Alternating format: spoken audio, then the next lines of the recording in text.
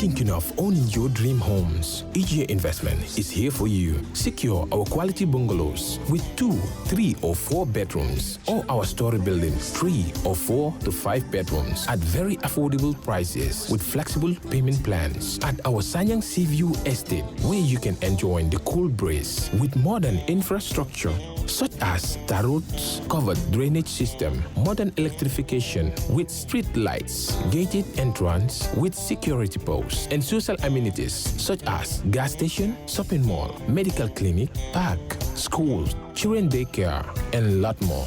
Our dedicated team of professionals will keep the estate clean at all times, provide security and patrol team within the estate premises, install latest technologies such as CCTV, Wi-Fi, home network installation, solar panel, and power backup system. Also, check out for our additional home facilities and interior design service such as premium tiling, wall plaster, home landscape, fingerprint home lock, and a lot more. Visit our office at Senegambia Kololi Highway and get a free site visit tour, or contact us on 4464-838. WhatsApp us on 3259220. Or you can visit our Facebook page or Instagram on EJ Investments. EJ Investments, we are first in properties.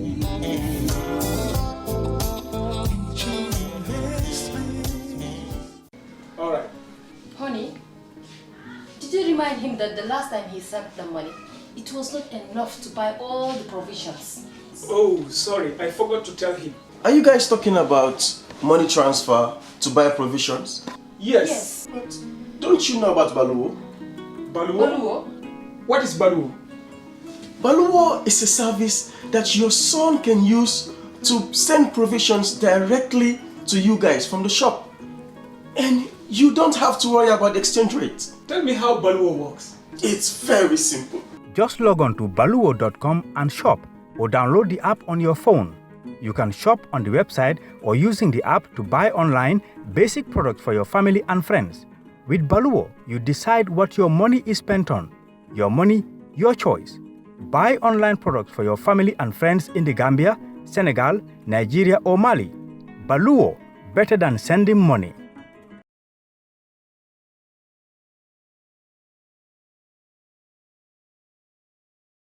My name is Maria Madamso, and I'll be your moderator for this session. A quick one, we would have a rundown of the activities. First, we would acknowledge that we seek for the blessing and protection of the Lord in our individual ways. Comme kami fo angale kangoto walem mbal haka dane la nga commencer roke minna manke watola amanke na lafina koti bari problème le ketamini alonko atambetan tol fangolale. Silambe min dane la wala pour nga bulol tereng nga duwa ke mfangoliye jandi programme dabe mutala comme luma jota wasi la kala ma sosé moy ñu ngi jégalu ci leet commencé bi bokkutoon ci luñ antu woon ci programme bi waaye comme que nii la demee ñu ngi ñaan yàlla ku nekk ci noo ko mënee ñu ñaan pour ibbi programme bi in proper waaye official ceremony bi nag would happen in English language comme ci anglais la moo nekkee waaye suñ paree dinañ jéem a seet nuñ ko firee pour ñoo xam ne dégguñ anglais bu baax ñu mun a jot ci waxtaan bi su ko defee ku nekk xam li nga jógee kër. To start, we are going to have prayer. So, si dua kenole momo la kang kono follow.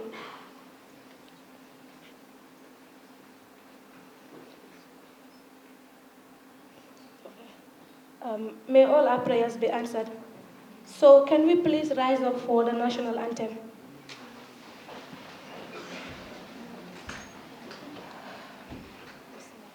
Yeah. So, after the count of 2, we sing it together. 1, 2. For the Gambia, our home, we strive and work and pray that all may live in unity, freedom, and peace each day. Let justice guide our action towards our common join our diverse people to romance brotherhood. We pledge our allegiance, our promise we renew. Keep us, great God of nation, Thank you very much. You may assume your seats now. First on the program itinerary, we have welcoming and introductory remarks by this beloved, gentle, and beautiful lady, Ms. Lala Toure, who is the country director for GenCED. So, Lala, you're welcome. Everyone, I'll just add to what my colleague just said, that we are apologizing for really starting at this time. It was due to reasons beyond our control, but we do look forward to a very fruitful day and engagement with all of you guys. Thank you very much for taking your time to be here with us. My name is Lala Toure, and I basically coordinate the activities for the Gender Center for Empowering Development in the Gambia. The Gender Center for Empowering Development is an NGO, a non-governmental organization currently operating in about 7 West African countries, and the Gambia is one of those countries. So our activities in the Gambia basically seek to promote the political representation and participation of young women, like all of you, to ensure that we address the low representation of young women in our national political processes across all levels, at the local governance level, at the parliamentary level, and of course, the executive level. We started our activities in the Gambia in 2018, and since then we've conducted 3 young women in political leadership school capacity building trainings, where we bring young women from across the country and from different political parties to train them on areas that seek to enhance their capacity and will be able to boost their understanding or enhance their understanding of issues when they decide to run or vie for political office in the Gambia. We are very hopeful that this will be the beginning of a very fruitful journey. This will be the beginning of a journey that will bring massive opportunities to young women and also promote inclusive democratic practices and political processes in the Gambia. It has not been an easy journey. This conference was meant to be conducted since March of this year, but because of COVID, we had to be moving, but alhamdulillah, today here we are. Finally conducting the country's first Young Women in Politics conference, which we will be conducting every other year, starting from now. We want to use this opportunity to thank our partners, the United Nations Development Programme, and also the National Youth Council of the Gambia, for being very supportive during this process and also giving us all the help that we needed to ensure that we are where we are today. And we also like to send our sincere gratitude to all the political parties that we reached out to. We had written letters, and they've been very supportive in the process of coordinating and ensuring that they have representatives for this very important conference. This is, like I said before, this is the beginning of a very important journey. Women make up more than 50%, about 51% of the Gambia's population. And going by election results and data, we actually constitute a lot of the votes during any election in this country, but we are still underrepresented, whether it is at local governance level, whether it is at parliamentary level, or the executive level. When you look at the parliament, we have less than 10 women out of a parliament that is made up of 58 seats. We have less than 10 women. And out of these 10 women, 2 were actually nominated. Out of these 6 women, 2 were actually nominated by the president to sit at that parliament. And out of those women that we have in parliament, we only have 1 young woman in that parliament. So this brings up a conversation about the need to promote and also start a national dialogue to discuss the importance of ensuring that we have vibrant, educated, competent, driven young women to also take part in political processes in this country and take up the leadership roles and add their voice to national development and decision-making processes. Going back to the local governance, we have a local governance that is made up of less than 6% representation of women, and young women are also highly, highly underrepresented. So all of these reasons, amongst others, brings about the need, like I said before, for us to sit down, have discussions like this, draft intervention areas together as young women, regardless of our political affiliations, which will promote our political participation and representation at all levels. We are here today not as as representatives of political parties that we are affiliated to, which all of us have a right to, but most importantly, we are here today as young women who have purpose, who have a passion for one thing, which is to promote our participation, and also to ensure come 2022, come 2023, we will take the lead and vie for parliamentary and local governance positions, but also ensure that we give our support to women candidates who will be vying for the presidency in 2021. It's very important for us as young women to ensure that when women come out to vie or to say they want to take up leadership positions in this country, we rally behind and give our support 100%, because there is a need for us to coordinate, there is a need for us to organize our efforts, and there is a need to support each other and stand together in this very difficult journey of dismantling a system, a highly patriarchal and male-dominated political leadership system in this country. So I wouldn't like to take a lot of your time, because we'll be doing a lot of activities later on, and we will get to discuss a lot more then, but I'd just like to officially welcome you and to say we are all in this fight together, and we will continue to work together in unity and give our dedication and our commitment to this cause and keep championing and promoting the rights of young women to political leadership, political participation, meaningful participation and representation in the Gambia across all levels. Thank you very much. Thank you very much. I am not really surprised. That was quite inspiring, and we can tell she spoke with power, but also with passion. From what I'm able to gather from what she said, part of the reasons why we have the Gender Center for Empowering Development, most especially for women, is to make sure we represent the number. For example, she said, this country we have more of women, but then when it comes to representation, we have less of our voices to be heard. So those are some of the things that Ms. Lala reiterated, and the importance of such.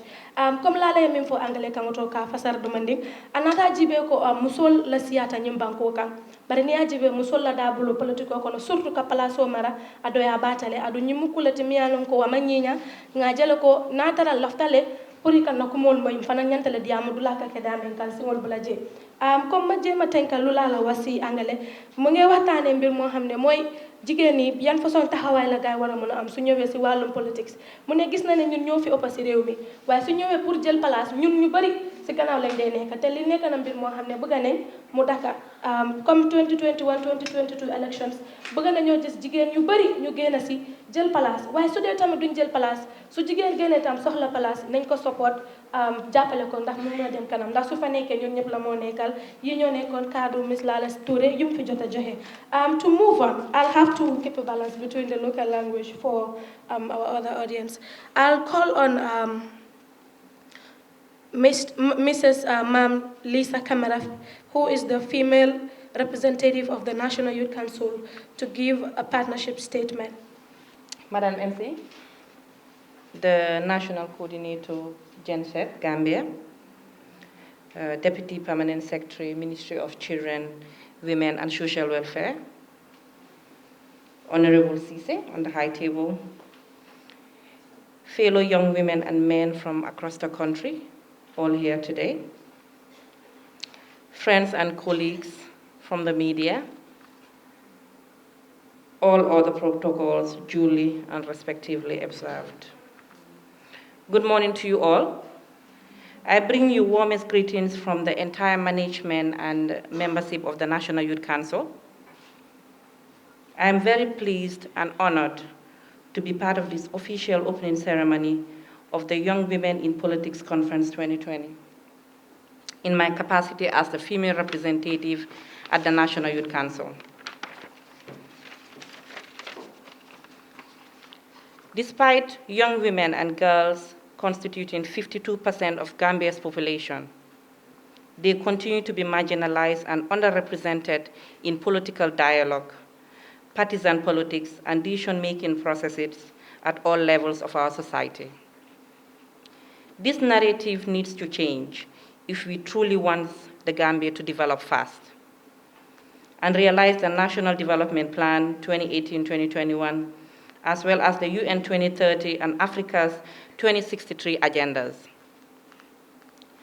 As part of the preparatory process for the upcoming elections in 2021, and in line with our collective efforts to mainstream gender into politics and development programming, The National Youth Council, in partnership with the UNDP, through the Youth Connect Gambia program, is collaborating with GenCED to organize this conference, which is funded by the UNDP through the National Youth Council.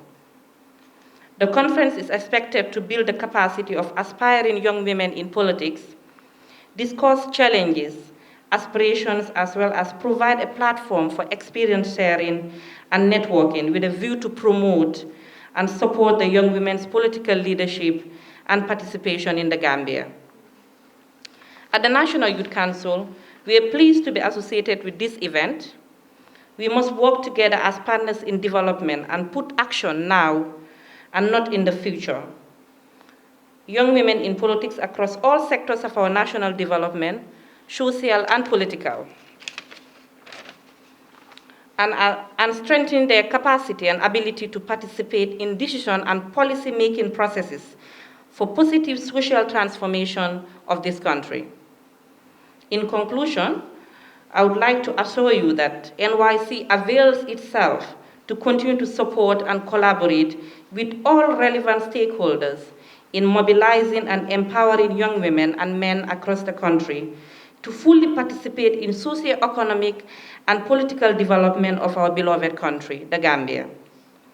Finally, I wish to congratulate GenCED for organizing this very important conference and encourage you to keep doing more for our young girls and women. With these few remarks, I thank you all for your kind attention and wish you a fruitful deliberation. Thank you. Thank you very much, Madam Kamara, for that word of wisdom. I must confess there is hope for this country. With the caliber of speeches and also the kind of women and faces I am seeing, I am comfortable to say the future of Gambian politics has a feminine face.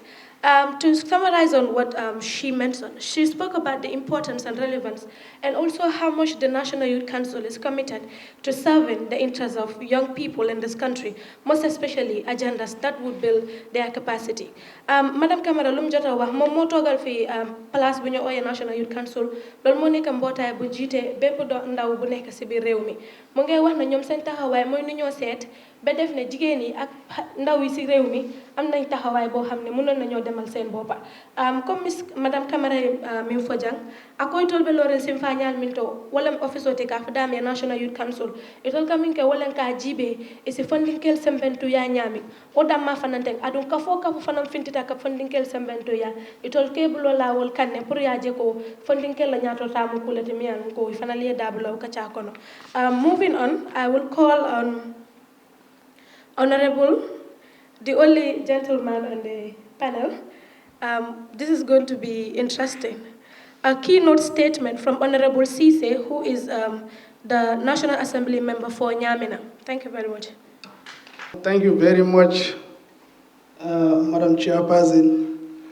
But first, let me begin by greetings members of the high table.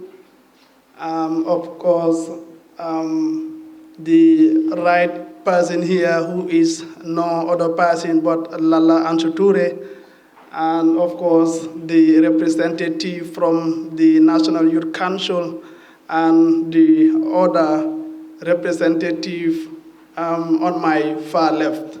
I greet you all. Not forgetting, of course, representative from all political parties. Today, when I was entering this very room, I was asking myself the question, definitely seeing these fresh faces, seeing young individuals, seeing well-educated young women in this room means a lot to the nation. And it shows the love that we can have for one another. It shows that we can cherish one another. It shows that we can embrace one another. It shows that we can actually move together. It shows that irrespective of our political parties, we have one single agenda, that is to empower the women to participate in politics. Not just to participate in politics, but to take leadership role, to take leadership position as long as politics is concerned. This is the single agenda that we are working towards. Today I was asking myself as I was entering this very room that I would have been a great individual if suppose I am joined by young individuals in the National Assembly. Because being a young National Assembly member in that house, it will have been a great National Assembly if suppose we have 50% representative of the young people, be it male or female. And here we are, the journey must begin now. The journey must begin now, just not to only follow political parties, but we are following these political parties in order to take a leadership role. Taking leadership role, we must not undermine ourselves in the first place. We must not underrate ourselves in the first place, but we must show our commitment. We must show the world that this is something that we can do, and we are ready to take the challenges whatsoever that might appear by the way. And in doing that, we must not be following political parties to be clapping for them. We must not be following political parties to be dancing for them. We must not follow political parties to be giving them song. This narrative must come to an end. Now what you want to see as young individuals is to see elderly people clapping for us, is to see elderly people singing for us, is to see elderly people dancing for us, because we are the one taking the lead. This is actually what you want to see. Knowing that we constitute, of course, the young individuals, the women I mean, you constitute close to 60% of the population, meaning you are a deciding factor in this country. Those who are elected in office, be in the National Assembly or at the council level, you are the very individuals who elected those individuals in those various offices. I have the belief that if you can elect all those individuals in those offices, I have the belief that if you support your fellow women, they can also make it, and they will be in those offices. They will be there to represent you. They will be there to defend you. They will be there to make policy programs and laws that will be friendly to all women across the country. This we must work to do. What a great nation if we should have young women like you to be in that National Assembly. What a great nation if we should have such a young women at the council level. What a great nation if we should have young women like you at the level of the executive and all other institutions in this country, seeing women taking the lead that will make a difference. What is wrong for a woman to lead or to take the position of the presidency in this country? And I believe if you come together, if you work as one, if you are moving towards achieving one singular goal, then the possibility is there, because you are already a deciding factor, and working with that commitment, you can have, or we can have the next president of this country be a woman. And you people can make that happen. You can make this country realize that. You can make this country achieve that if you are committed and ready to help yourself. Therefore, I am a young individual. I am in that National Assembly. I have gone through so many challenges. I have been insulted. I have been embarrassed. I have been thrown so many things when I was actually pursuing to take this role, when I was actually contesting this very position. Because to the elders, to the society, what they are actually seeing us, a young individual must not stand to compete or to contest with the elders, but we must break the chain. And I am here, I am already a beginner in this. So I believe with the inspiration, with the belief, with the expectation, with the commitment, I believe you can also follow the same thing. We must stop insulting, embarrassing our fellow women when they contest such position. Why do we have to? When these are the individuals who will, at the end of the day, represent us. Who are the individuals, at the end of the day, who will make good policy and programs and laws in this country. So the choice is yours. Lala has given us the clarion call. And the call is for us to participate in politics, but not just to participate in politics, but to ensure that we take a leadership role, to ensure that we are represented at all levels, to ensure that our rights, our policy, our programs, our laws are influenced by young women of this country. Thank you very much. I am sure you're convinced the people of Nyamina did not commit a mistake voting him into office. That was quite very powerful and inspiring, I must confess. To quickly run down, he mentioned something that is very much important, which is national unity beyond party politics. The moment you step into that door, you cannot tell who is from a party. All we see is Gambian women that are ready to champion the cause of change in this country, and I think we should clap for ourselves as ladies in this house. I will quickly move on to the next itinerary on the agenda, which is the official opening statement from the representative from the Ministry of Children, Women and Social Welfare, who is no other person but the Deputy Permanent Secretary, Madam Lala Jaita. Please keep our hands together for her.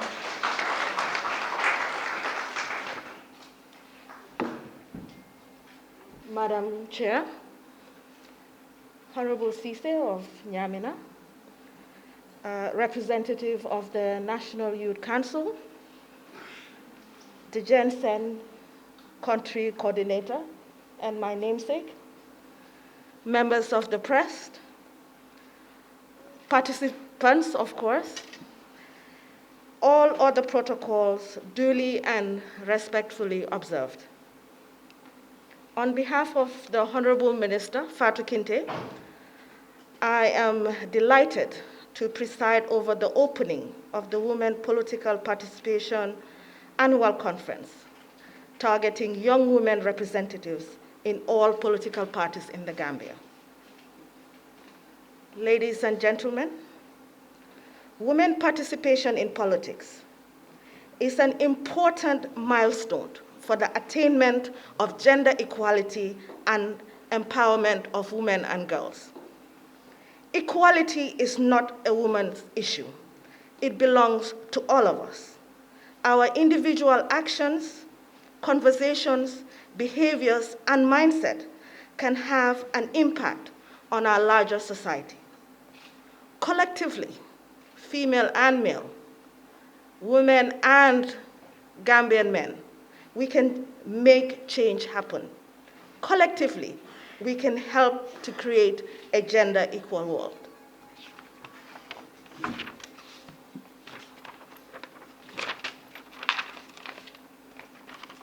The extent of women's participation and representation in politics is a key indicator in our National Development Plan under critical enablers, ensuring gender and women empowerment for sustainable development. Gender parity in politics is to be seen in the context of whether women are in place to make and to have power in public decisions in the same balance as men. The Gambia has been signatories to a serious number of instruments, and efforts have been made to harmonize some of the conventions, protocols in the national policy and legislative frameworks. So you're talking about the Universal Declaration on Human Rights, the Beijing Declaration and Platform for Action, the CEDAW, the African Charter on Human and People's Rights, the African Union Solemn Declaration on Gender Equality. These are all here to ensure that fairness in the decision-making is integral to the progression of women's rights, and that women's balanced participation in decision-making is not only a question of justice or democracy, but also an essential condition of the fact that women's interests are engaged in the entire national development process. Ladies and gentlemen, the coordinator of GenCED had given a brief on the database and the current status of women participation.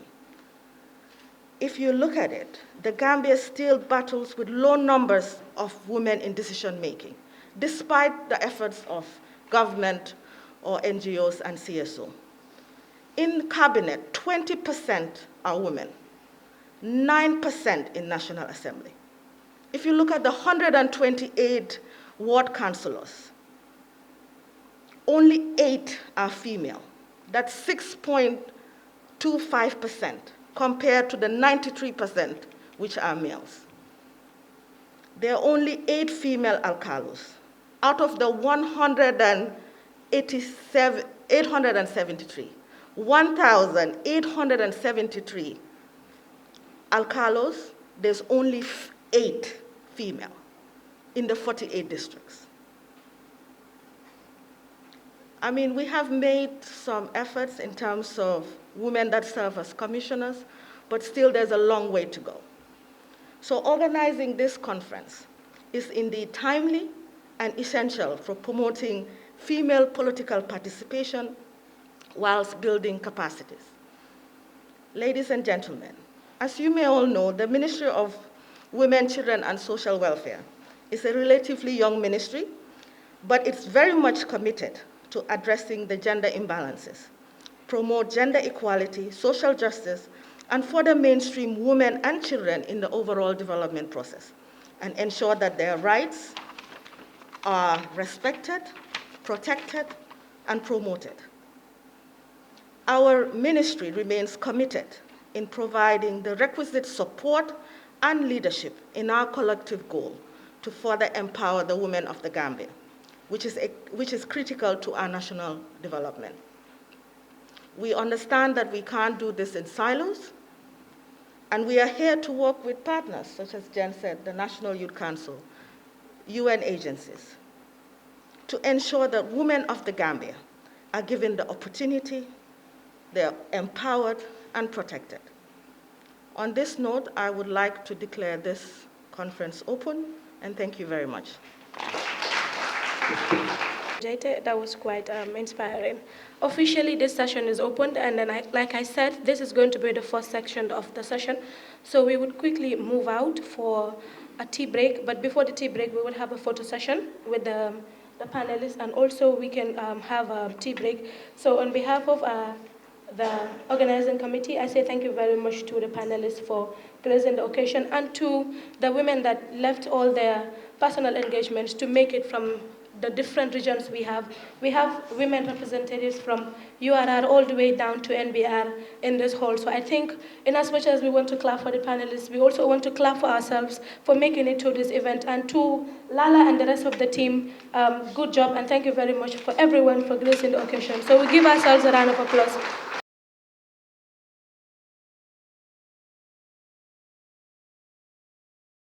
She has championed the cause of women throughout her life. Wherever you see anti-taboo, what you see is activism. Wherever you see anti-taboo, what you see is a woman that believes in the woman agenda, but is able to push it, whether she's supported or not. And she's one person that we look up to in all ways possible to make sure that when it comes to the attainment of women's rights in politics and participation is actually recognized. Please give a round of applause to Madam Tabu Sanjay. She's the coordinator of Gender Platforms and Chief Reconciliation Officer for the Truth, Reconciliation and Reparation Commission, TRRC. All the activists who were before us have done their part, and I think we will see the success if we put hands on deck. And I'm happy to be given this opportunity to do a presentation on socio-economic barriers hindering women's participation and representation in politics. One thing that I would like to start with is to recognize the presence of my elders, someone who's representing the UNDP rep, Aja Emily Funsar. They are the doyens. They are the ones who really paved the way for us to stand in front of people and talk about women's rights. And bravo to them. And I hope that when we pass the baton to the next generation or the cohort of women activists or advocates. I just hope that you will complete the journey by ensuring that we have our numbers in key decision-making processes. I won't say politics, but in key decision-making processes, because it should cut across. It should not only be in politics. I know that is where we really suffer. That is where we don't have the numbers. And it is very important because decisions of this country are championed at the National Assembly, and we are the lowest in terms of numbers. And I hope my presentation will make everyone, each and every one of you here, to think about coming into politics. It is very important. And we are one of the countries that our numbers in key decision-making processes are much to be desired. So in a nutshell, thank you very much. And I have only a few slides to share with you for today. And I congratulate GenCED for organizing such an event, and looking at the hall and women, and also our men, the few men that are in the hall who are still, whom I will call he for she's. I think I'm impressed. I'm sure we are on the right track. Yes, I'm impressed. As I said, I was giving this topic to dwell on. I think I'll need someone to give a hand. Okay, as the moderator said, my name is Tabunjai Sarr. I am the coordinator of the CSO Gender Platform. It's an advocacy group that was set up during the Transitional Justice program to influence the process and ensure that gender is mainstream into the process. And the Transitional Justice program consists of mainly the ones that you know, but it's beyond that. The TRRC, the CRC, and the National Human Rights Commission, institutional and legislative reforms, and the SSR, the security sector reform. This group was formed with funding from UNDP and also the support of UNDP to ensure that women's voices in particular are mainstream into the process so that we will not be left behind. So as a result, we came together and formed this platform. And we have made progresses. We have success stories, though we would have loved to have better success stories, but at least we were able to ensure that women are part of the composition as well as the processes of the TJ. So today I'm going to do a presentation on the economic and socio-cultural barriers hindering the participation of women and representation in politics. I have put together few, it's only 14 slides, few points, but I know they are beyond what I have put together. And I'm sure whatever I'm going to present will not be something new to you, because we are living the realities of masculinism. We are living the realities of patriarchy, and so on. So I'll first start my slide with giving an overview of who is a woman. This is a woman in present-day Africa and beyond.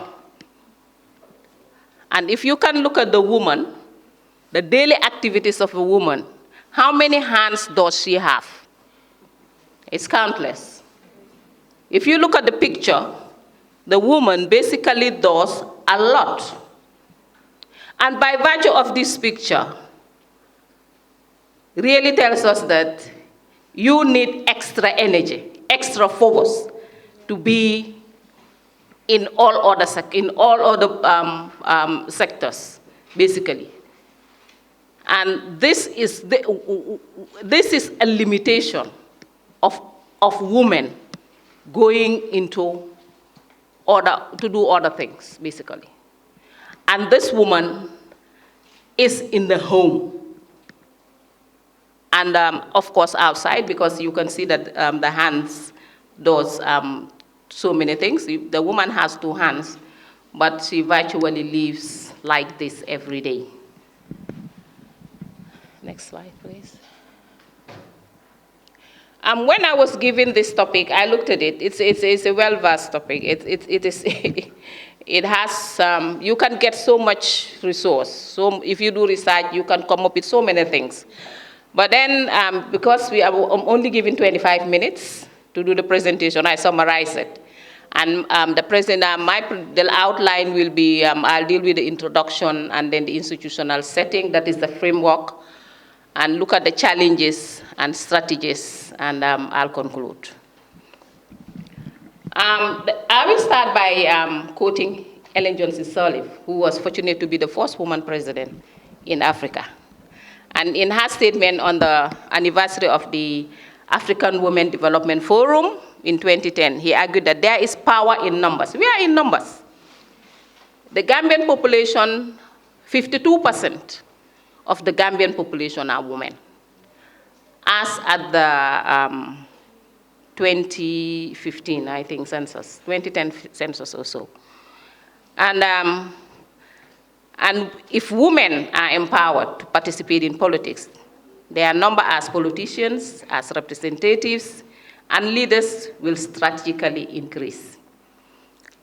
As such, curtail political pressure that affect women. It has to be curtailed. It has to stop. It's about time that women are in numbers in key decision-making processes. If we will get to the statistics that I put together. Women are not in the Gambia. Women are not only absent in the National Assembly, but it's across the board. Women in numbers, if you want to see them, you go to the informal sector. That is where we participate, because by virtue of the fact that in the informal sector, everybody takes care of yourself. The system doesn't take care of you. So it's about survival. And in doing so, you have to do, an individual have to do whatever to make sure that you put food on the table. So when you go to the informal sector, and the informal sector, I mean where if you go to, for example, Tanje, if you go to the market, if you go to across the street, there is a woman selling oranges, and so forth in businesses. Women take care of themselves simply because there is no economic activity. There is no economic financial support that accompany women in the informal sector. And there, people thrive for survival. And this is where we have the numbers of women. Now, if you do the math and change the position of women in the informal sector and put them in the formal sector, it will be to the advantage of development in this country. Because whenever a woman has her objectives and it's focused on something, 7 out of 10, they succeed. They succeed. And they succeed simply because of their labor, because of the little support that they have. So if this is transformed into the formal sector, I think development in this country will be far beyond what we anticipate. We always have our development programs. We always have targets. But do we go back and really find out who is actually active in whatever you're doing? No, we don't. Because we don't monitor practically. We sit in offices and assume that we have reached 30 women, we have reached 50 women, or development has reached 50%. We're always wrong. We always get it wrong. But then development actors or development planning actors will come out and show you the numbers, and we think that there is development.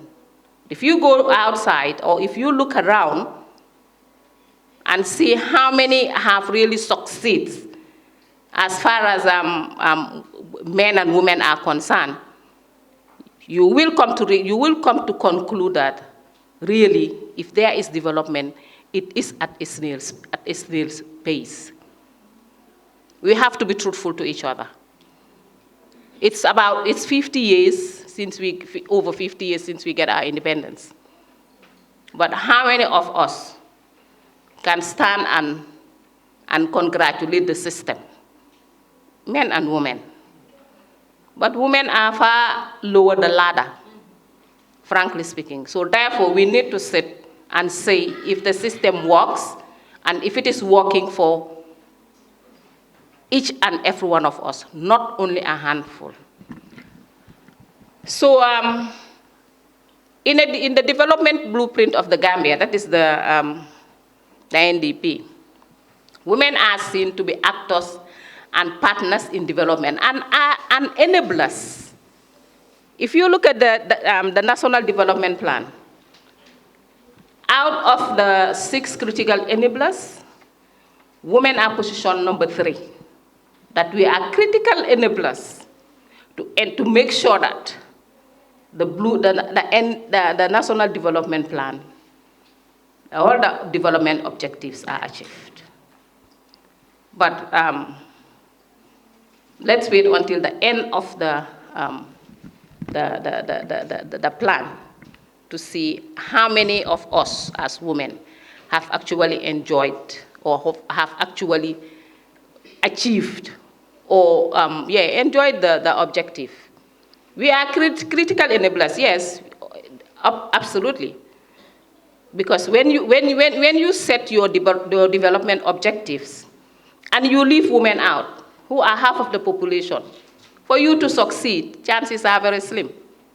But is it envisaged to ensure that women enjoy these objectives? And my personal opinion, and this is my personal opinion, I might be wrong and somebody can challenge me. I'll say no. Because the processes that ensure that the development objectives are achieved, women are absent. And these are key decision making. So frankly speaking, let's see whether it will be achieved or not. But women cannot assume these roles, duties and responsibilities if they are not highly represented and have not taken center stage in politics. And I think this is where the whole discourse is. It's about time we take center stage in politics. I know there are so many things that can support the process for women to take their positions in politics. And one key area that I really applaud and was really, really energized. I was really happy when we were going into, when we decided to have a transitional justice program. And I could tell you those days, I could have swore on the Quran that we will achieve. Now is the time. At that time, really, that was my thinking. It's either now or we won't achieve it. It's not really nice, I could say. Sometimes when I do presentation and I get into it, I can break down and cry, but don't mind me. This is me, huh? Really, I had all the hopes. I had all the hopes that the Gambian women can be seen now, not even quota, but 50-50 with their counterparts. But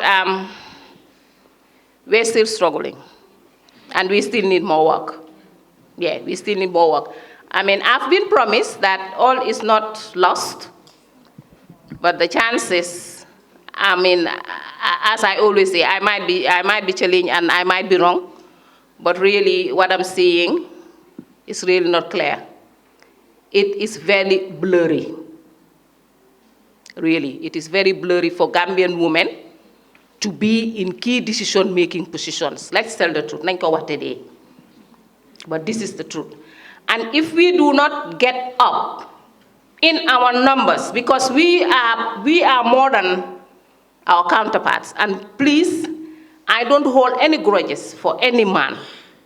In fact, I call them as partners, I call them as supporters, because if they're ready to ensure that we get our quota, or we are half of whatever is being decided, we will get it. They are our partners, they are our supporters. They are our fathers, our sons, and our brothers and our uncles. But the road is very tough. It's very rocky. And we need to support each other as women to ensure that we are counted when decision-making are being done. And counted not 1, 2, or 3, or 4, but counted in 50s, in 60s if we can get it. Next slide, please.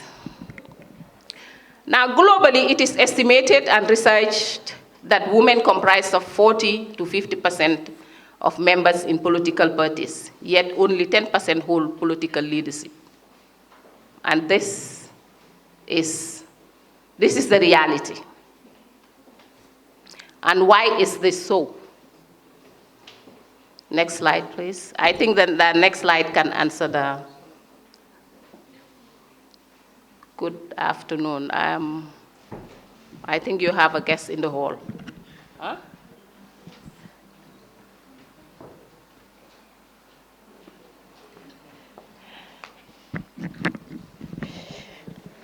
Yes, we kindly acknowledge the presence of Her Lordship, the Mayoress of Banjul, Madam Rohi Malik Lo. Please give her a round of applause. Thank you very much and good day. Continuing, why is this so? I divided the slide into two, economic challenges and sociocultural. Now for economic challenges, the first bullet point is economic inability. You will bear witness with me that when it comes to economic strength, our male counterparts has it. Or if they don't have it, they have other sources that they can tap to get this.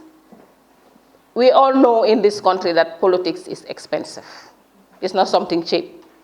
Because there is monetary gains and a monetary factor attached to politics. The kind of politics we do is politics of money. It's very expensive because of followers that you, the followers that accompany you need resources.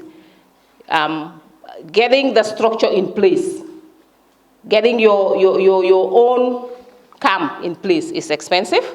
And also going out to serve votes to others is expensive. You cannot just go to anybody and say, vote Alma.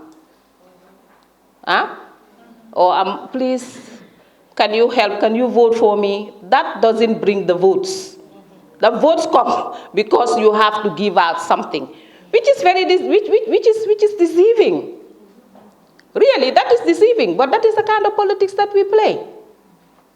And if a woman, knowing the background of a woman, as I said, our first slide, showing how much a woman does and what it takes, even that is expensive.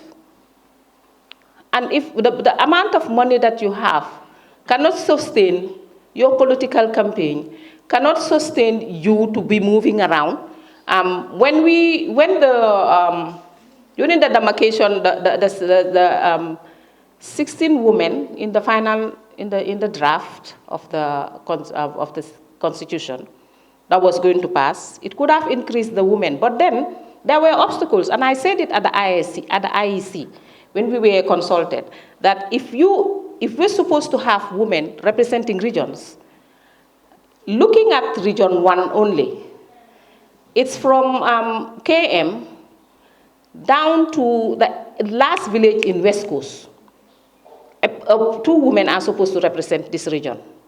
Now, does a woman have the capacity, the financial capacity, to be going around from here, the villages to villages, to make sure that the voters are influenced? And I said to them, you need to put in a mechanism, because that was just a written provision in the draft. But you need a mechanism to ensure that woman will not, the provision will not impoverish the candidate more. Because you will go up to the middle of the road and you find out that you don't have the resources to move on. Because you cannot go on foot. You need vehicles, you need people that can accompany you. I mean, the politicians, when they come, I'm sure, and do their presentation, they will tell you how much it takes or what it takes to campaign, what it takes to influence the voters and yourself as well. So the economic strength of a woman is minimal, and that is one major hindrance for you to ensure that you influence the voters. Limited education. If the research that's shown, of course we have parity at lower basic, at upper basic, secondary. But when you go to the tertiary education, the retention of women is limited simply because most women do not have the financial background to proceed. And we all know that education is expensive. So the limitation of education in women is another hindrance. And that too is an economic factor, because we're always fond of saying that a woman, education is the key to success. But education alone, just the mere word of education, doesn't give anybody success. It comes with investment. And that is a major hindrance. Language barrier. English is the spoken language in the National Assembly. I have advocated for a second language to be introduced. Thank God if the draft was passed, we would have a second language. A language that you are strong in, to express yourself. English is a second language. Even though it's our official language, but it's a second language to all of us. And sometimes we struggle to express ourselves in English.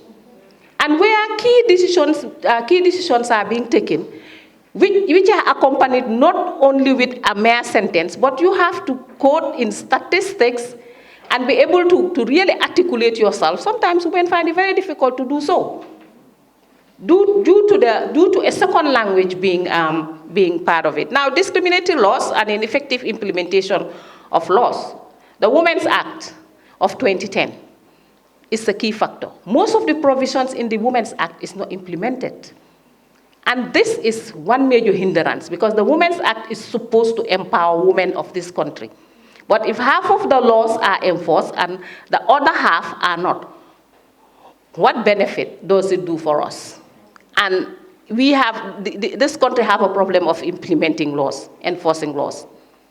It is a real problem. And for women's issues, we are last, I could say. Now, colonialism. The political and social and cultural, the political, social, and I've repeated it, an economic system that was introduced during colonialism. I did my master's, my thesis in women political participation, and I have, the study that I have done have exposed me to some issues that the numbers being low for women participation and representation dates back to colonialism, during the colonial period, because this is when the colonialists came to Africa for economic gains. So there were strong institutions that really empowered women before the coming of the Europeans. But as they came in, whatever they found in place was dismantled, simply because of their own economic gains. And men were giving more opportunities. Men were giving, because the economies that the economy that they brought in was the cotton wool. And because it was, it includes working for long hours, Women, by virtue of the fact that they are caregivers at home, they were left at home. And the men work, and then because the men were the main partners, they concentrated more on the men and then left the women out. So what came after that, when the women cried foul, was that they introduced the sewing, the cooking, those classes. And you could still see it today. It's still today. There are certain institutions that are in the Gambia. It dates back from colonialism. And we still have institutions that teaches you how to sew, that teaches you how to cook, the best, but of course not with the intention of marginalizing you, but to empower you. Because if you look at it at an other end, if you come to the hotels, the chefs are the men. Where there is monetary gains, men always show up because of misogyny. And democracy itself, the system of democracy that we practice, it's very complex. And politicians will tell you this, that it is complex, it is heterogeneous, and it's multifaceted. The mechanism that is put in place to accompany democracy, the institution is the political party. Now, if you go to the political party, who are the top? Mostly men. The scenario is changing.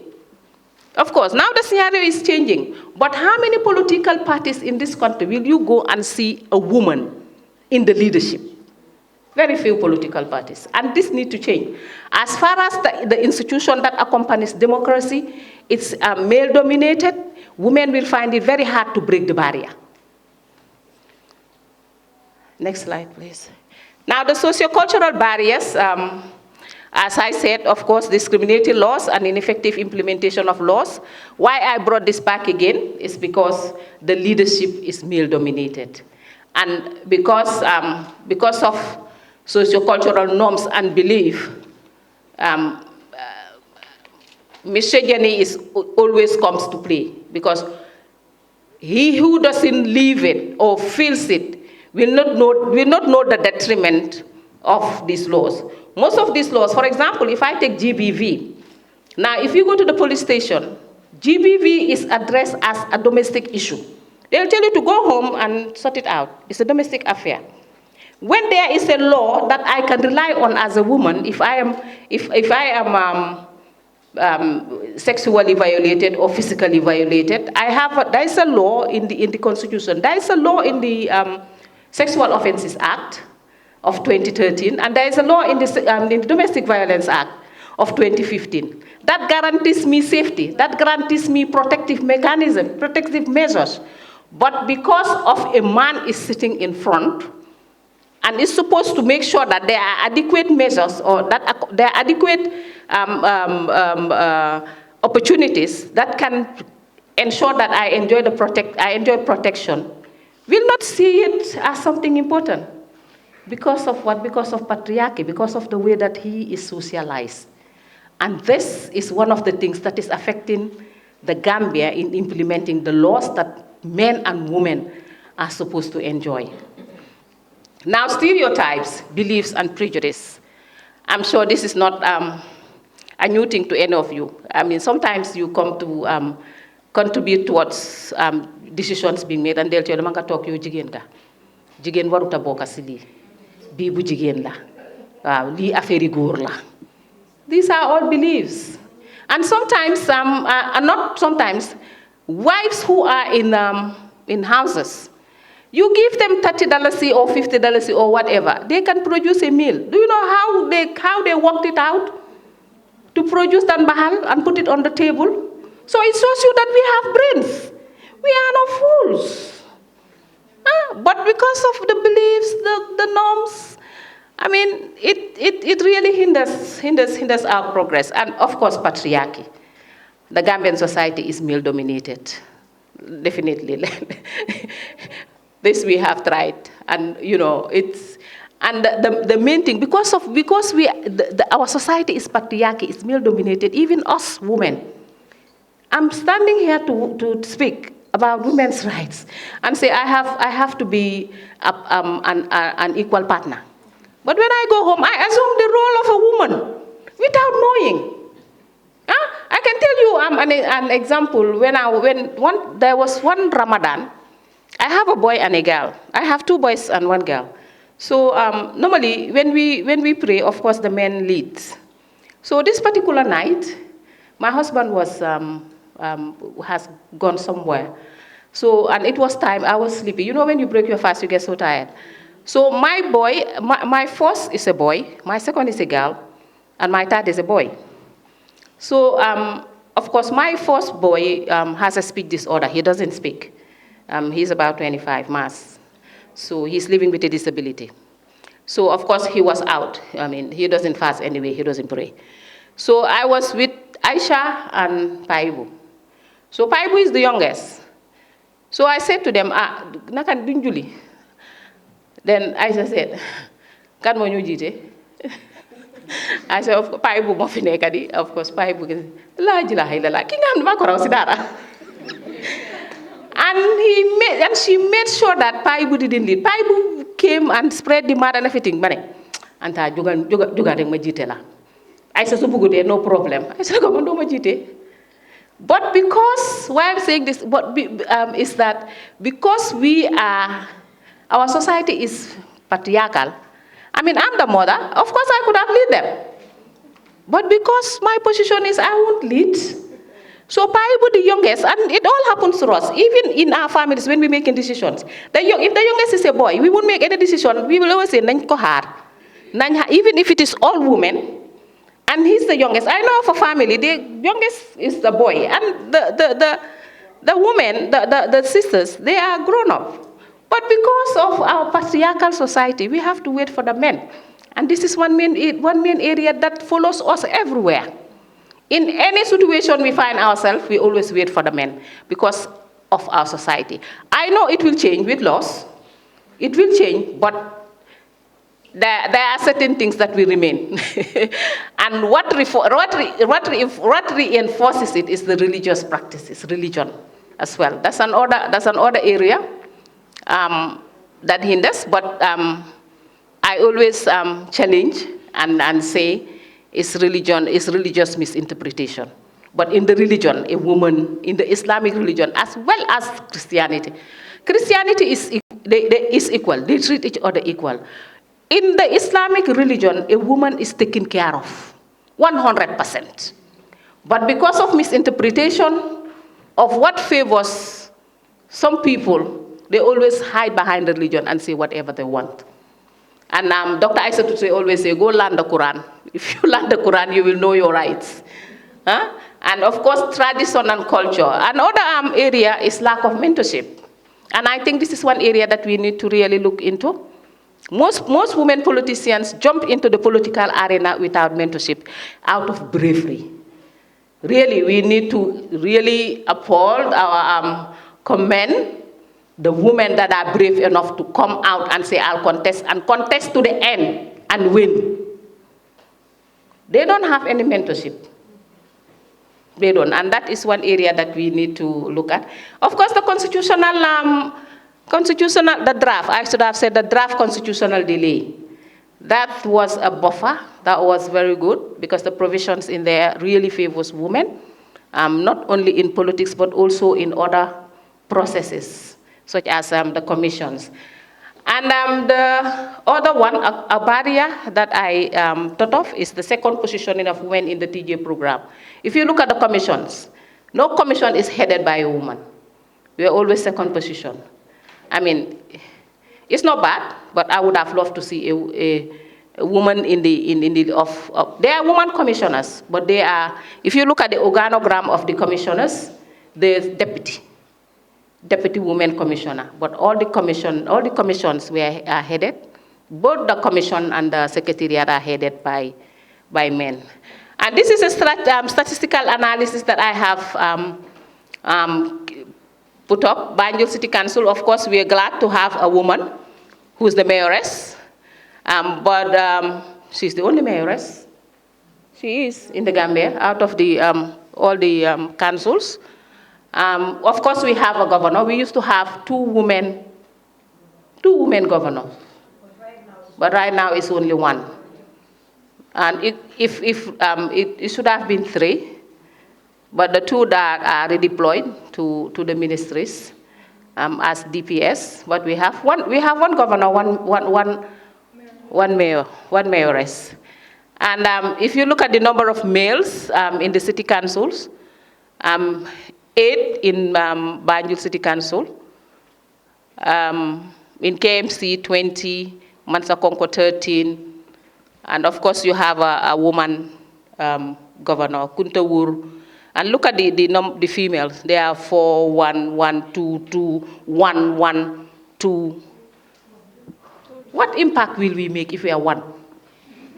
Huh? What impact will we make? Unless you are in leadership. Because she takes the decision. The final decision she makes it. Next slide, please. And then alcalos. The total number of village alcalos are 1,873, and only 5 are women. Huh? Only 5 are women, 1,873. But of course, as I said, this is due to the Gambia. This shows how patriarchal we are. Huh? And of course, comparison of male and female parliamentarians in 4 countries. I look at 4 countries. What is the first one? It's 3. Rwanda, as in 2011, they have their women parliamentarians are 56.1. In fact, it is a National Assembly that I always love to go to. I've been there twice, and I always look forward to going to Rwanda's National Assembly, because the women, they are phenomenal, frankly speaking. And they are the numbers. Of course, we know why. Rwanda suffered a genocide, and when they took up the Transitional Justice Program, of course, the men were few. It was the women that, it was an advantage though. I'm sorry, it's, you know, you don't pray for genocide, but it was an advantage to the women. And of course, Senegal, they have past parity. They're 54 now, and in the Gambia we are 7.5. Not even the UN 30% representation, the standard. We are not even 10, we are 7.5. And thank you very much, Madam MP. We fought very hard for her to win. We campaigned and everything, and thank God. As I said, in the Gambia. So the strategies that I come up, I think prior to elections, parties can take concrete steps to ensure that women are placed in winnable positions on party lists and in safe and winnable constituencies. This could have been very well if the constitution was passed, because that would have enabled women, the Gambian women, to pass the 30%. And of course, training and mentoring of women candidates, and ensuring that women are visible in campaign. Electoral monitoring and security provision. Campaign is not something that is easy. To be in politics is to be in the limelight. And being in the limelight, you know that any rubbish, they will throw it at you. They will dig your background and come up with all sorts of stories. And I think we have to graduate from that sort of politics if we want our women to be in numbers. And next slide, please. Improve civic education for women to know that the Constitution guarantees us to participate, even though you get elbowed in all corners, but it's a fight. And of course, the electoral systems and processes. Now, the present, because we are now utilizing the 1997 Constitution due to the fact that the draft did not pass through, but the system of, our system of governance needs to be checked. And I think that was why the draft Constitution should have been given the opportunity to pass, because all those barriers were dismantled. The barriers that bar women, not only women, but people living with disabilities and all others, they were all given the opportunity. This was the 1997 Constitution, the system that was put in place really is like a padlock, and it was open. But then, unfortunately, it didn't pass through. I'm told that it's not dead, it's in coma, so they will wake it up, and I hope it's woken up. And of course, parliamentary development to ensure that women or those people living with disabilities are given the opportunity to be educated to what do you expect when you get to the National Assembly. What do you do? I think it's about time that the curtain that is in front of the door of the Assembly is now open so that people will know what are the processes. Because sometimes, not sometimes, but most of the time, even with men, they go into the Assembly unprepared. And the Assembly is not only to just go and won't participate. You need to participate, you need to articulate yourself. And how does it put through? I think the Gambia is the only country around ECOWAS member states that whenever we have new MPs, they go on induction. And they find it very hard. By the time you learn all the processes, it's your time to exit. Yes, because it's a whole school in the National Assembly. And I think it's about time that parliamentarians, they have their select committees to come out, to reach out, to ensure that they come up with programs to educate the masses. E-governance and access to information, and supporting women candidates during elections through trainings that we all do. The CSO coalition and elections always do that. But that is always towards elections. Mentoring women candidates and ensuring women's visibility during campaigns. Also adopt quota system, because the Gambia, we are, as I say, 7.5, not even 30%. So there was a suggestion when the CRC came up with the issues document. Women, especially the CSO gender platform, we responded to the issues document and put up our suggestions, and quota system was part of it as an entry point. Quota system is not supposed to be there forever. It's a temporary special measure that when you get the numbers, 30% at least, because that's the UN standard, if there come subsequent elections and the women, the numbers are increasing. If it reaches 30%, you reduce. If it reaches 50%, you take it out. And now you could see that the ground is level for all women to come and contest like any other person, and it will be guaranteed. But even that, it's still not. We are still trying, because now the draft is in coma. We rush for the electoral law. You know, it's now with the executive. And we were told that it's designed only for operations, meaning how to conduct elections. So to bring in the quota is still a challenge. So meaning we need to lobby, we need to come out, especially young women who want to be politicians need to come out. And every platform, you know, advocacy, you don't have to gather and do advocacy. For me, any forum, any opportunity, even if I'm saying hello to somebody I know can make decision, I'll bring it out. Yeah, that is how you advocate, so that they hear. I mean, I am, my second name, do you know what they call me now? Mama Gender. Because for me, any forum that I sit, I make sure that women's issues are discussed. I will not leave it out opening my mouth for women. So this is the way you advocate, so that whosoever is in the house and can influence decision, don't be surprised, they will carry your message. And adopt a statement on gender equality in the party's founding documents. These are the manifestos to make sure that women are mentioned, and what intentions that you have for women. Setting targets for female participation in party conventions. I know there are congresses going on everywhere, and I am pleased that some political parties are really taking the women's cause really to the top of the leadership, and I am really happy. And establish women's wings and sections within parties. I put this down, but really I think we will do away with the women's wing, because when you say women's wing, anything that comes is dumped to the women's wing. I think it's about time we are integrated into the proper organogram of all political parties. So in conclusion, In conclusion, therefore, I wish to reaffirm statement made by others that without access to established networks of influence and with very limited resources, few role models and mentors, women political participation will remain below that of men across the globe.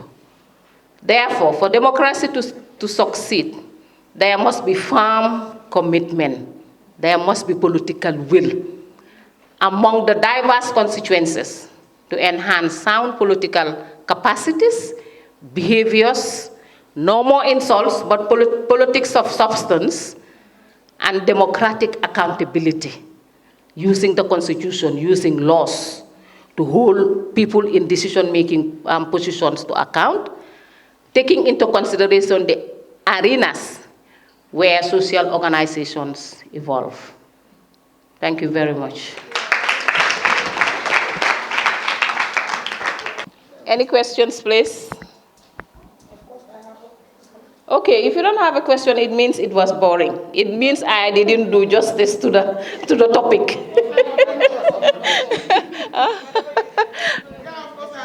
Okay.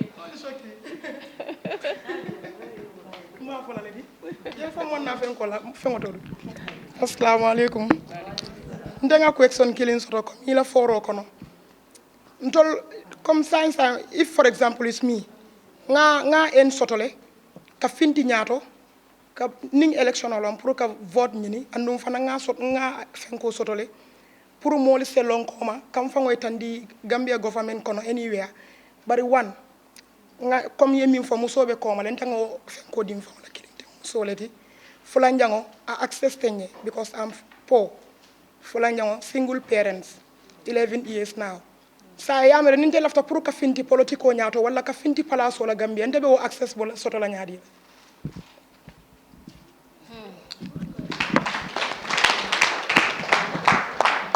Thank you. It's a very good question, and I wish I was more fluent than you in Mandinka. I heard what you said, but na Mandinka man seneya. So I'll explain in English. I think. Okay. Okay, I think I'll respond in English, huh?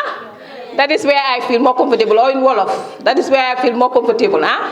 Okay, you are right. Access is a problem. Access is a problem, and as I said, it's politics of insults, because whenever a woman sets her foot in the ring, they start digging. You know, all the nasties that you have been through. They start asking, is she married? How many divorces did she have?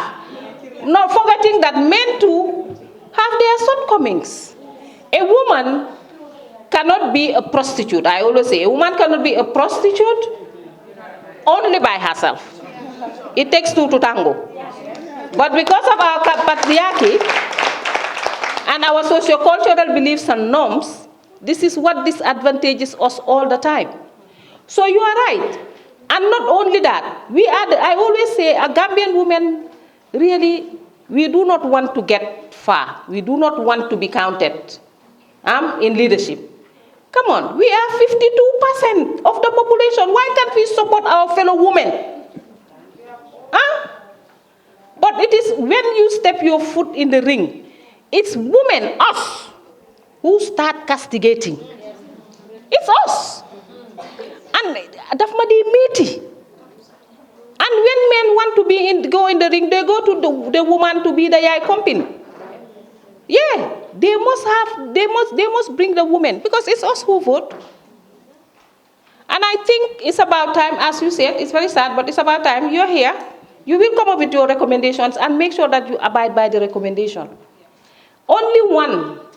And I'm sure when the Lord Mayor comes to do her presentation, she'll tell you what she goes through. Because only one woman in the midst of men. Huh? It is difficult. But why can't we support each other?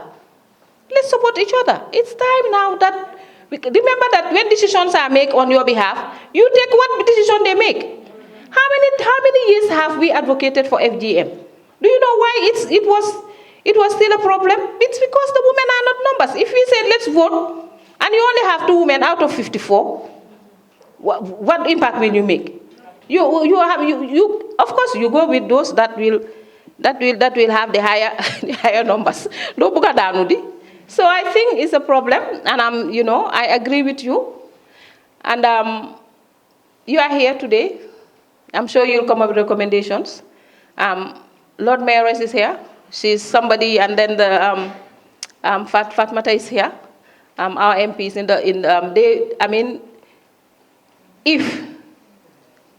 they have the opportunity, they have the platform to talk about these things. But will it make any impact? Is the issue, because the women are not the numbers. We form the minority in the National Assembly, and I think it should be a problem. In 2016, when was the National Assembly elections? It was 2 years after. 2017. At Korea there was somebody who was, I didn't know that she was contesting MP in Bakote. I didn't know. I told her, why didn't you, come and then we support? But she too doesn't know. Most women doesn't know, as you said. So have your platforms, reach out, talk to others, and reach websites, visit websites to see, because it is only through support that we can break these barriers. It's been broken, but it's broken at a snail space. Okay? Thank you very much. That was a great one. Now, moving on to the next itinerary, we have a talk on importance of female representation in local governance, the challenges and ways forward. This person that is going to do this presentation is no other person, but a woman that is able to make us believe the saying that Lugor munna def, jigen munna se sani lohom. And she's one person that has actually raised the bar very high. For young women that would want to aspire to hold political positions, I think we don't need to look outside the Gambia. We have a lady that is within the coast that we can actually take as a source of inspiration. Because the Banjul before her coming and the Banjul now, irrespective of our party differences, we can tell she's able to add her feather towards making Banjul a better place. And this is no other person but the Lord Mayoress of Banjul, Madam Rahima Liklo.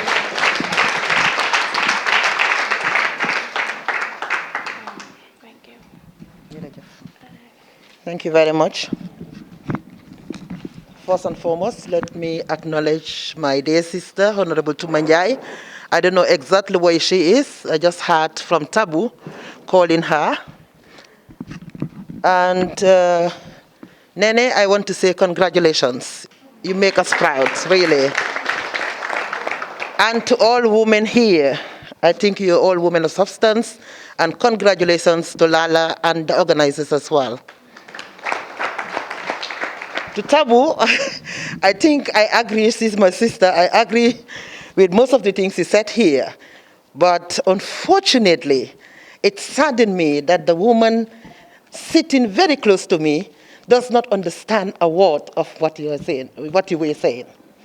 That's very, very unfortunate, and this is why I always, as you said, advocate also for the local language. Local languages, if we want to empower women, we have to start advocating. The messaging should be in the local languages.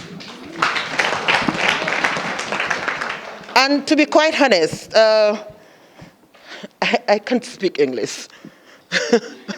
Yes. I'm from a Mandinka mother and a Wolof father. So to be quite honest, I think if you speak to me in Mandinka and Wolof, I will understand you better than speaking to me in English, German, or Swedish. Yes, I do speak these 3 languages, even though I am more perfect in German and Swedish, of course, than even in English. But again, I will prefer somebody to speak to me in Mandinka and Wolof. So Tabu, your presentation was good, but I could have prefer if you said it in Wolof. Thank you very much. Organizers of this crucial and timely gathering, speakers, distinguished delegates, good afternoon. I wish to thank the organizers of this conference for inviting me to talk about a topic so dear to my heart.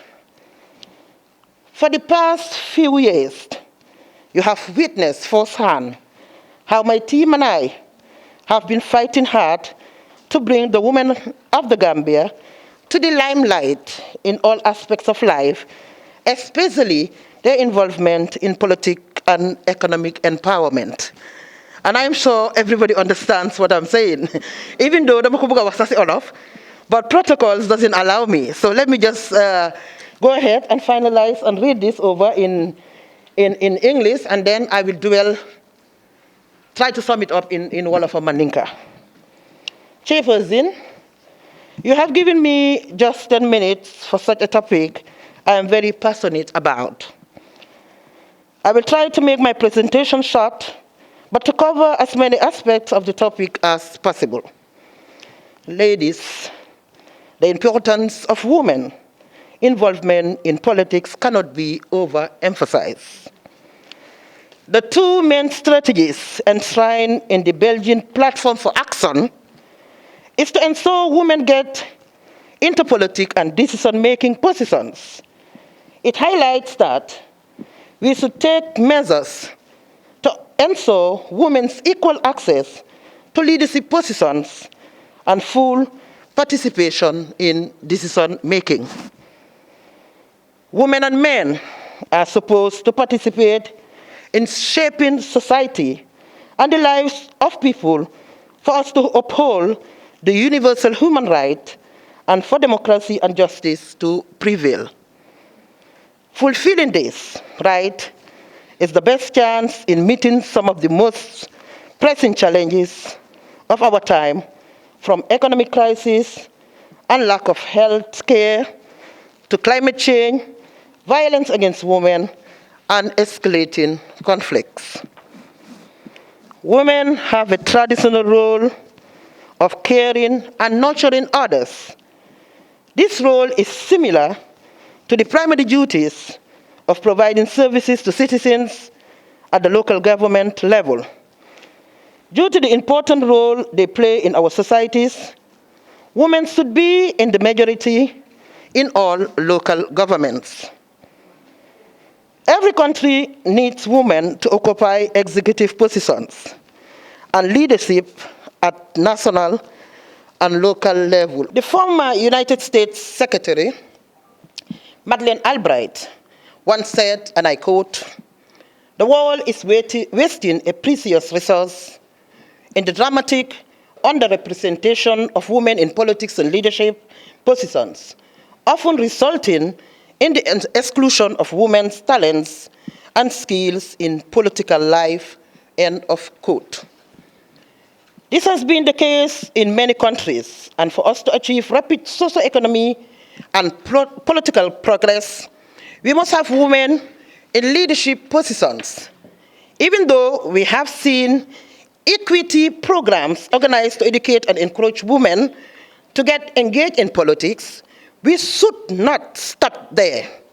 We need to ensure that by getting women's issues on the municipal and government agenda, women should be on the municipal councils and executive leadership. To build a truly participatory and representative democracy, all citizens should be encouraged to participate in and run for public office. Increase in the participation of women allows them to take more of a leadership role in their communities and become valuable resources to support the people. Both men and women make use of and contribute valuably to city life in their own style and in various capacities as workers, parents, or service users. Gender-balanced government is key because there is the feeling that fairness and equality are key values, which are reinforced by the Charter of human rights and freedoms. A meaningful and inclusive consultation process within the community leads to stronger linkages between women and decision-making and the development of policies that consider the differences between men and women's needs, interests, and realities. Women can bring a wealth of experiences and relationships to the urban environment and can be effective change agents at the local level on a wide range of issues. Ladies, the legitimacy of politics is upheld when any member of society is able to run for office, and underrepresentation of women and minorities dilutes this legitimacy. When women are elected to office, their role is twofold. Not only do they provide positive role models for young women and act as a symbol of what women can achieve, but also need to change the male-dominated political culture that exists by changing men's attitudes, opinions, and behavior. The elections of more women may affect the nature of politics in any country. An increase in the number of women would raise the awareness of women's issues as these issues development as well as confidence building. Change of mindset is fundamental in order to change practices in ways that result in greater equity between men and women, as well as the integration of work and personal life.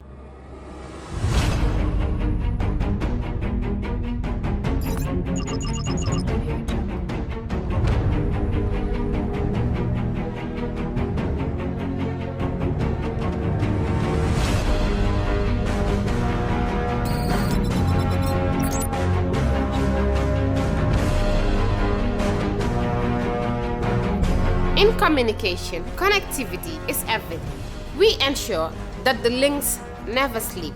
Quantities and qualities, all in our data service, providing efficient, reliable voice and data service. We believe if you're not up to speed, then you're going backwards. Communications have to flow as fast as the speed of light. Whatever business you're in, having someone who understands your needs is critical. That is why we just don't offer you technology, we offer you solutions. Enjoy GenCED's internet broadband anytime, anywhere. Your national operator, GenCED, Yai Baram.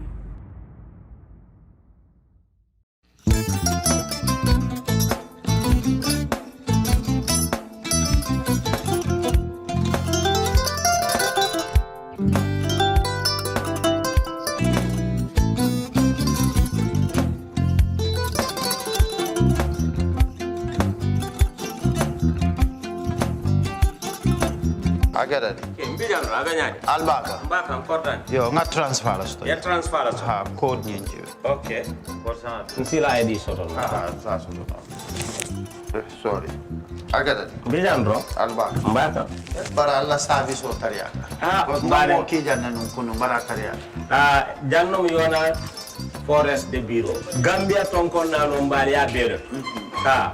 Birim koyna fo kato. Bari si kodo kino kato ni fo bolong blabe to. 56 branches mola soto Gambia jam. Ha? Ha. Gambia kono ani Gambia bantala bankol. Nko kodo kiya bere. Kodo sifa fo falindiro fo nyaadi lafta memmen na kodi topoto nin kodi maraw. Jannam number 1 di nyonta. Andum fana nata anoda enterprise sotale. Wolam nyindi ko domorol fana kol fana be firale le dadi ma ni domorol ni fana beteat. Gambia dawda yalo nga fa kendol sotale je. Ha wo mo yo diat ha. Apelenta baraka ni ma lafta nyelen kendol e bina. Yalo bukani la ko la baraka ba. Yalo ndel chosano lo. Abaraka.